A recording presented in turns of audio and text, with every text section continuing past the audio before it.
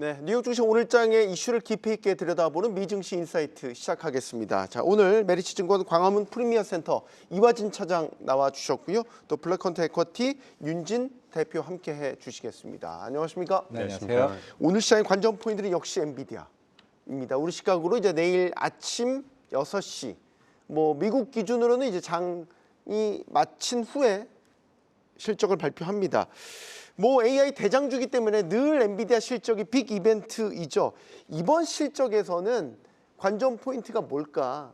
도는 얘기를 보이죠. 일단 블랙엘 매출에 많은 관심을 갖고 있는 것 같더라고요, 차장님. 네, 결국에는 지금 이제 4분기 때부터 본격적으로 이제 블랙엘의 양산 시기에 들어왔었고, 기존에 이제 허포나 이제 그 다음 단계에서 결국에는 가격 상승에 따른 마진 효과가 그만큼 이제 데이터로 이제 보여주는 이제 부분이다 보니까 그만큼 이제 실적에 대한 개선도 최근에 TSMC도 이제 영업이익률 자체가 이제 60% 이상 이제 넘어왔은 단계이기 때문에 결국에는 이제 엔비디아도 그의 마진에 따른 영업이익률 추정치가 굉장히 큰 폭으로 나올지 여부도 좀 중요할 걸로 보이고 있습니다. 시장에서 이제 보는 이제 컨센 자체가 한 650억 달러 이제 수준이라 보게 되면은 결국에는 이제 올해 새로운 다음 분기 가이던스도 한 750억 달러 수준이라 보게 됐을 때 그때에 대한 조금 부분이 그동안 이제 블랙엘이나 이제 블랙엘 울트라 같은 이제 GB 300에 관련된 이슈가 좀 시장에서 부각되지 않나 생각하고 있습니다. 네, 자. 블랙엘 매출도 블랙엘 매출이고 이번 실적에서 또 하나의 관전 포인트가 이 그록과의 그 관계 설정, 어떤 시너지 이 부분에도 좀 주목을 하는 것 같더라고요. 인공지능 스타트업이고 일단은 이 추론 분야에서의 어떤 라이선스 이 부분이 관심이던데 윤 대표님 어떻게 보십니까? 사실 이제 그로크 같은 경우에는 최근 들어서 사실상 인수 조치가 있었는가 혹은 인수가 없었는가에 대해서도 좀 논쟁이 있었는데 지분적인 부분들은 100% 수취한 건 아니고 부분적인 매입 조치가 들어간 걸로 회단에선 보여지고요. 근데 실질적으로는 이제 인력에 대한 인수를 통해서 본인들의 연구 역량들을 확보를 하고 그래도 자치적으로는 해당 법인에 대해서는 유지를 해주고 운영할 수 있도록은 보장을 해주는 이런 방식으로 들어갔습니다. 그래서 근데 일부 인력들은 아예 엔비디아로 흡수가 됐거든요. 그래서 이런 부분들이 추후 이제 추론형 칩셋에 대한 개발 부분에 대해서 적극적으로 인력을 활용하고자 하는 목적이 크다라고 좀 보시면 될 것 같고 사실 최근 들어서 이제 엔비디아의 어떤 합병 부분 혹은 이제 인수에 대한 조치들 이런 것들의 움직임들을 보면은 인수권이 이제 에셋 대비해서 그렇게 많지는 않습니다. 근데 정확하게 에셋을 쏘는 위치들이 있어요. 추론에 대한 부분, 그다음에 칩셋에 대한 세팅, 한마디로 이제 본인들의 사업에 대한 전개들이 하드웨어적으로 혹은 하드웨어 기술 개발에 대한 특허 부분 이런 부분에서 필요한 상황에만 실질적인 인수들을 하고 있습니다. 그냥 뭔가 메타같이 난사를 하고 있지는 않거든요. 그렇기 때문에 이런 부분들을 볼 때 추후 이제 엔비디아의 칩셋에 대한 방향성을 부분적으로 볼 수 있는 내용이고요. 근데 최근 들어서 가장 핵심적으로 경쟁사로 돋부상한 거는 어쨌든 이제 구글의 TPU이기 때문에 최근 들어서 이제 중국 기업들도 올라오고 있지만 아직 경쟁자라고 명확하게 하기는 어렵고 TPU 같이 확실하게 AI 추론화된 특색 있는 칩셋들 중심으로만 경쟁 구도가 확실화되고 있기 때문에 이런 부분들에 의한 경계심이 조금은 강화되고 있다 정도로 보시면 될 것 같고요. 근데 현재까지로 움직임을 봤을 때는 월가에서는 지금 이런 부분들은 다 긍정적인 방향성으로만 평가를 하고 있는 상태입니다. 그래서 오히려 메타처럼 난사하지 않는다는 면을 긍정적으로 보고 있기 때문에 상대적으로는 아직까지는 엔비디아의 흐름은 좋다 정도로만 얘기 드리겠습니다. 알겠습니다. 늘 시장은 이제 앞서가죠. 한 분기, 두 분기 정도 앞서가죠. 지금 블랙엘 매출이 관전 포인트긴 하지만 차세대 칩에 대한 부분도 역시 관심이지. 베라루빈. 이러면 2분기에 양산을 시작할 수 있다. 이런 전망이 나오고 있단 말이죠. 그러면 아마도 젠슨 황의 입에서 베라루빈 얘기가 분명히 나올 것 같단 말이죠. 이 베라루빈이라는 게 어쨌든 우리한테도 연관이 있는 거는 HBM4가 여기 장착이 되기 때문이죠. 어떻게 봐야 되겠습니까, 차장님?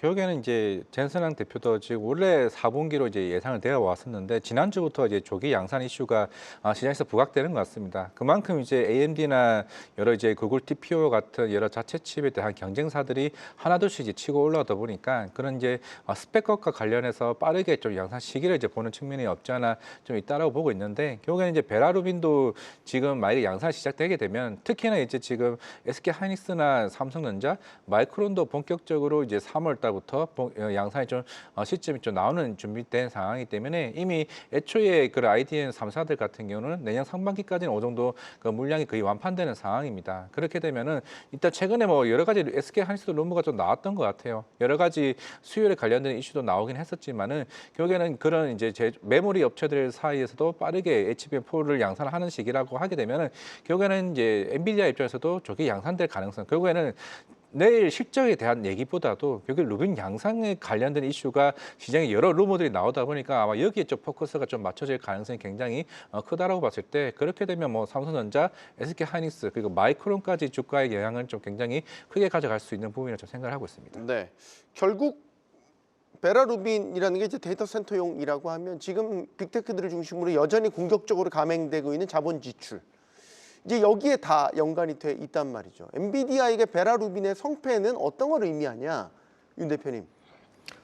사실 베라루빈에 대해서는 일단 뭐 하반기 출시 부분이 실질적으로 이제 양산 플랜으로 잡고는 있는데, 사실 이거를 클라우드 기업들에서 실질적인 매수를 할 수 있느냐가 가장 핵심적인 포인트이고요. 물론 엔비디아 입장에서는 이런 플랜들을 가장 빠르게 땡겨가지고 실질적인 판매로 이어지는 게 엔비디아 입장에서 가장 좋은 플랜이겠지만, 지금 기존의 클라우드 기업들 같은 경우에는 지금 블랙을 이전 칩셋들, 호버했던 칩셋들, H 칩셋들까지도 실질적인 수요를 만들어내고 있지 못한 회사들이 있단 말이죠. 그래서 현재 시점에서는 해당 칩셋들이 아직까지는 부채로 남아있는 기업들도 있기 때문에 이런 칩셋들에 대한 공격적인 수요가 이전보다 확실하게 증가해 주려면은 루빈 칩셋에서는 확실한 이제 추론에 대한 부분들이 다른 엣지 있는 칩셋들보다는 확실하게 개선이 돼줘야만 가능하다라고 좀 보실 수 있을 것 같고요. 사실 지금 시점에서는 오히려 저희가 예상하는 플랜은 블랙웰에 대한 수요 부분이 생각보다 살짝 저조한 느낌이 나타날 수가 있고, 오히려 이제 루빈 칩셋으로 넘어가는 과정에서 확실한 엣지를 주는 추론에 대한 부분들이 개선이 된다라고 했을 때, 오히려 이제 클로드 코어팅 이후 라운드부터는 본격적으로 추론형 AI들에 대한 라운드가 본격화될 겁니다. 근데 요 라운드 때부터는 본격적으로 추론형 칩셋들을 써야만 이런 부분들이 가능해지기 때문에 해당 시점에서는 블랙웰에서 루빈으로 바로 넘어가는 그런 움직임들이 굉장히 좀 세게 일어날 수 있다. 그래서 상대적으로 지금 중간에 껴있는 블랙웰 칩셋이 수요가 좀 저조할 수 있다라는 점이 포인트로 보시면 될 것 같습니다. 뭐 이제 HBM4가 우리 삼성전자, SK하이닉스에 걸려 있기 때문에 베라루빈의 성공은 결국 삼성전자, SK하이닉스의 이익 상향과도 직결되는 부분입니다. 지금 주가의 모습도 그런 베라루빈에 대한 기대감들을 다 반영하고 있다고 봐야 되지 않겠습니까, 차장님? 추가적인 가격 상승 나올 수 있을 것 같습니다. 최근에 이제 오늘이죠. 이제 맥커리 증권에서도 나온 리포트에서도 내년에 삼성전자에 대한 실적 전망치를 영업이익을 400조까지 얘기를 했고, SK 하이닉스도 대략 한 350조까지 얘기를 했습니다.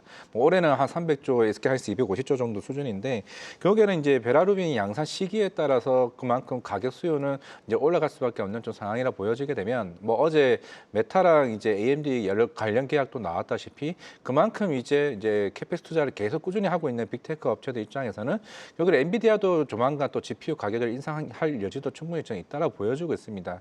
그게 고스란히 이제 엔비디아도 3월달에 GTC 아마 넘어가게 되면서 여러 가지 요인들이 나올 걸로 보이고 있는데, 최근에 이제 그 가격 상승에 대한 효과들, 올해 1분기 실적 발표 이후에 4분기 실적 발표 이후에 SK 하이닉스나 삼성전자도 올해 그 디램 메모리 전망치를 한 70-80% 이제 올려 잡았단 말이죠. 근데 거기에서 아마 추가적인 상승 흐름이 결국에는 베라루빈의 양산 시기라 좀 접목할 수 있는 부분이라 좀 생각을 해봤을 때는 아마 내일 엔비디아 그 루빈 양산 이슈가 나오게 되면은 그 위에 또 나올 목표가 산출 이슈가 나올 가능성이 좀 있는 상황이기 때문에, 일단은 IDM 업체들 같은 경우는 일단 가격 경쟁력에 따른 실적에 대한 전망치가 계속 꾸준히 나올 가능성은 좀 있다고 생각을 하고 있습니다. 네, 자, 엔비디아가 요즘에 실적을 내놓으면 그 이후에 주가가 그렇게 재미있는 거 없었어요. 그래 모멘텀을 받지 못하는 모습이란 말이죠. 오늘은 엔비디아 현재 프리마켓에서는 뭐 1% 안팎의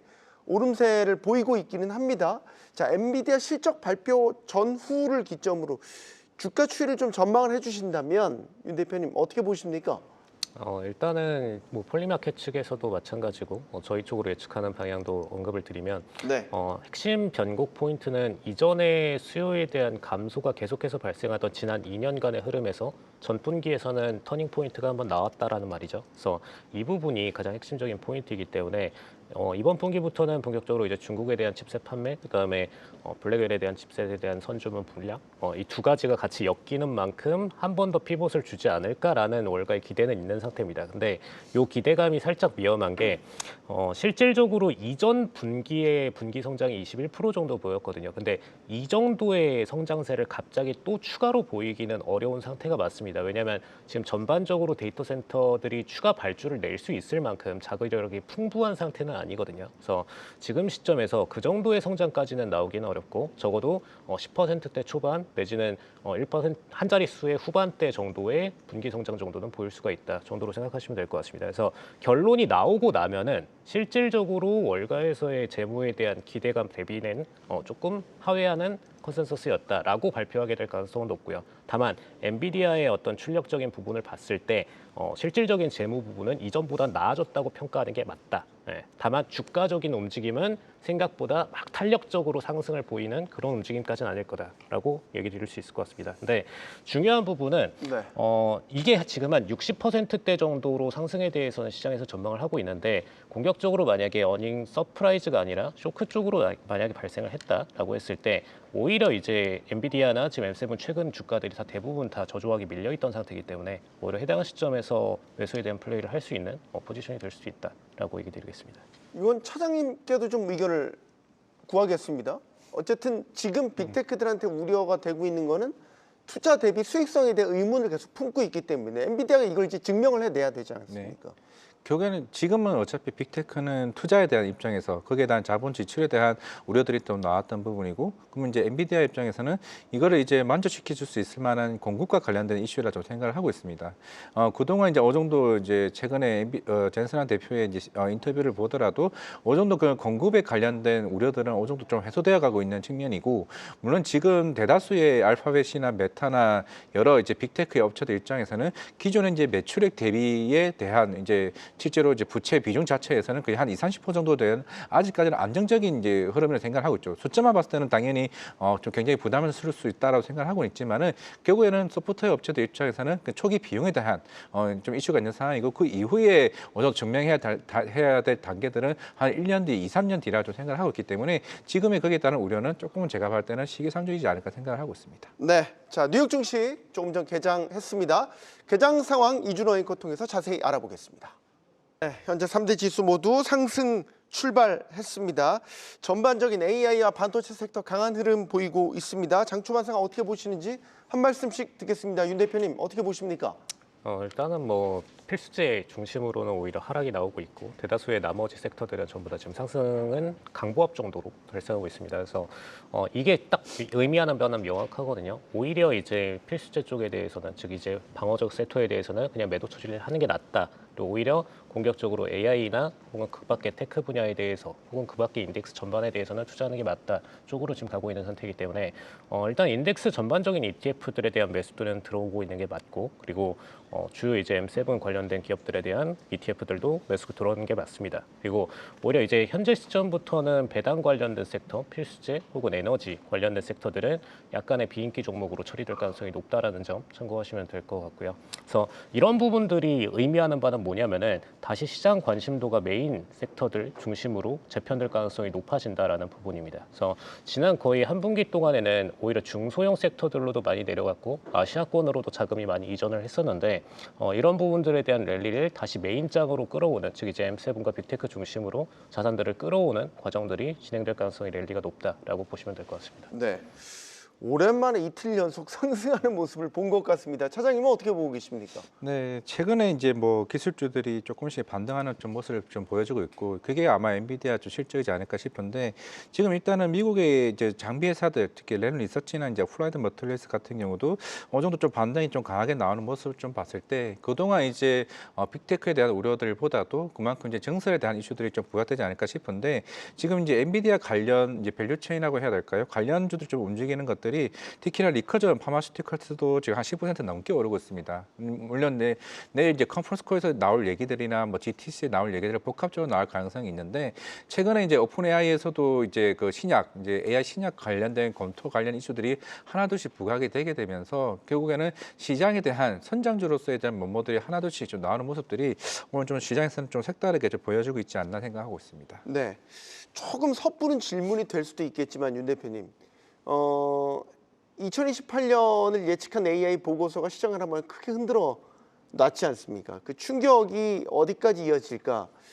그 실체가 무엇일까? 이 시나리오를 어디까지 믿어야 될까? 뭐 여러 가지 이제 복잡한 투심들이 여기 다 얽혀 있단 말이죠. 어제 엔트로픽이 어떻게 보면 촉발점인데 엔트로픽이 시연하는 모습, 소프트웨어 기업들과 협약을 맺는 모습 이런 것들을 좀 안도감을 주면서 어제 반등을 했단 말이죠.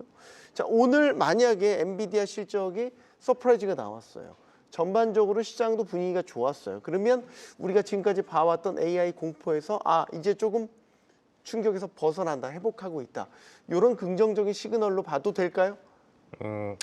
이제 클로드 측에서의 의견에 대해서는 부분적으로 좀 반발을 하고 싶은 내용인데 일단 이제 클로드 같은 경우에는 굉장히 좀 타사들과 어떤 매끄러운 움직임을 통해 가지고 타사들의 어떤 밸류에이션을 감하지 않고 우리는 협력적 관계를 취하게 될 것이다라는 부분들을 시연해서 좀 보여주긴 했는데 이런 부분들이 정말 장기적으로도 그렇게 될까에 대해서는 좀 냉정히 볼 필요가 있습니다. 어쨌든 일단 엔비디아나 뭐 시설 투자가 되어 있는 이제 우리나라의 반도체 관련된 AI 관련된 칩셋들 기업들 전반적으로는 사실 시설 투자가 되어 있다라면 안전한 부분입니다. 근데 반대로 지금 최근에 사스 기업들이라든가 혹은 이제 소프트웨어 기반의 서비스 플랫폼들 같은 경우에는 일단 클로드 같은 경우에는 먼저 API를 통해 가지고 해당 기업들의 서비스를 연동을 시키고 그다음에 이거를 통한 서비스를 제공을 함으로써 해당 기업들의 트래픽은 증가를 하겠죠.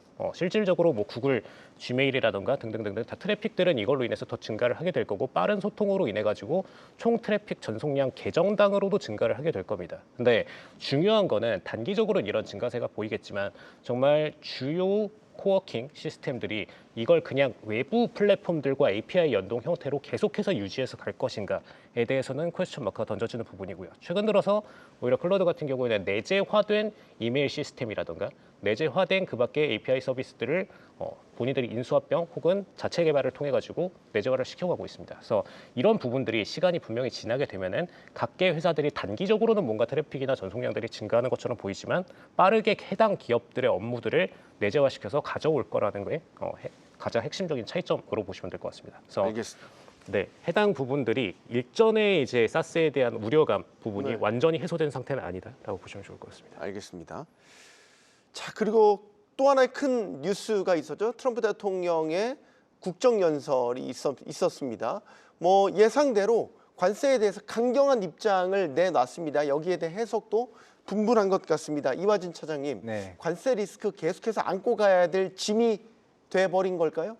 예, 결국에는 뭐 그동안 이제 트럼프 대통령도 오늘 국정연설 얘기했던 것도 그동안 이제 관세로 인한 이제 우리가 이제 수입 들였던 그런 이제 무역 흑자에 대한 부분도 계속 꾸준히 좀 얘기를 해왔던 부분이었던 것 같습니다. 어떻게 보면은 이번 대법원 판결과 관련된 그런 코멘트를 좀 우회적으로 돌린 얘기가 되지 않았을까 좀 생각하고 있는 좀 상황이다 보니까 아마 그 이후에 뭐 301조라든가 그 여러 가지 뭐 안보와 관련된 무역법을 활용할 가능성이 굉장히 높다라고 얘기를 한 상황이었고. 그동안 오히려 이제 국민들에 대한 그 세금 부담을 줄이려는 이제 여러 대안책들을 이제 제시를 함으로써 오히려 우리의 정부가 어느 정도 옳다라는 식의 그런 연설이 좀 시장에서 좀 부과되지 않았을까라고 생각하고 있는 상황이라 생각을 하고 있습니다. 네, 관세를 더 고율의 관세 그리고 다양한 방식을 통해서 관세를 부과할 움직임도 보이고 있지 않습니까? 임 대표님, 이렇게 되면 이전보다 더 센 관세를 맞게 되는 건 아닙니까? 그러면 우리가 또 걱정해야 되고 관세로 인한 인플레이션 리스크 이런 것도 고민을 해야 되는 거잖아요. 사실 어제도 한번 이제 관세 법안에 대해서 한번 언급을 드렸는데 지금 이제 일률화된 관세 부과 이후에 실질적으로 지금 트럼프 정부에 남아 있는 관세 법안 카드들은 대다수가 특정 국가 위법을 한 특정 국가나 혹은 반드시 방어를 해야 되는 특정 산업군에 한정된 관세 법안 발의만 남아 있습니다. 그래서 현재 시점부터는 사실 주타격 국가 혹은 주타격 섹터가 딱 미국 내에선 정해지게 될 거예요. 당연히 주타격 국가는 중국 정부가 될 거고요. 그다음에 주타격 섹터라고 한다라면은 사실 일부 지금 반도체라든가 지금 미국에서 자국적으로 보호해야 되는 산업군은 있긴 하지만 사실 미국이 지금 완전하게 불안한 산업군이라고 할 만한 건 없습니다. 그래서 어쨌든 이제 주타격 국가가 중국으로 정해지게 될 거고 그 외의 산업군은 크게 지금 미국이 경계하는 상황은 아니기 때문에 오히려 이제 우리나라 같은 입장에서는 이전보다는 관세적인 리스크는 상대적으로 감소한 게 맞다라고 보시면 될 것 같고 미국 내부에서 봤을 때는 오히려 기업들 입장에서 변수가 될 수 있는 관세율에 대한 변화 부분을 이전보다는 조금 더 예측하기 쉬워진 상태가 됐기 때문에 일단 주가 밸류에이션상으로는 해당 기업들한테 더 긍정적인 상황이 되는 게 맞다로 요약드리겠습니다. 네. 결과적으로 보면 대법원의 상호관세 위법 판결이 관세 전쟁의 종전이나 휴전이 아니라 확전처럼 지금 양상이 펼쳐지고 있다라는 겁니다. 자, 그리고 트럼프 대통령의 연설 중에서는 또 이란의 군사 공격 가능성에 대한 부분도 언급이 됐습니다. 증시에서 이런 식의 이란과의 군사 분쟁을 통한 지정학적 리스크가 터진다. 자, 이거는 어떻게 받아들이는 게 좋겠습니까, 차장님? 아마 이제 트럼프도 여기에 대한 물가 상승에 따른 인플레이션도 충분히 고민을 하게 될 것이고, 물론 이제 이란의 그 핵 농축과 관련돼서 완전한 포기를 이제 원하고 있기는 하겠지만은 대신에 이제 이란도 거기에 따라서 어느 정도 양보를 하는 측면도 없지 않아 있는 상황입니다. 아마 그런 중간 단계에서의 답이 있을 가능성이 굉장히 높고. 내일 이제 현지 시간으로 이제 우리나라 이제 아마 5시쯤에 스위스 제네바에서 이제 합성할 가능성이 굉장히 큰데 네. 결국에는 이제 어느 정도 우리가 우려했던 뭐 어느 정도 전쟁이 뭐 발발되거나 그런 이슈까지는 아마 가지는 않을 것으로 생각하고 있습니다.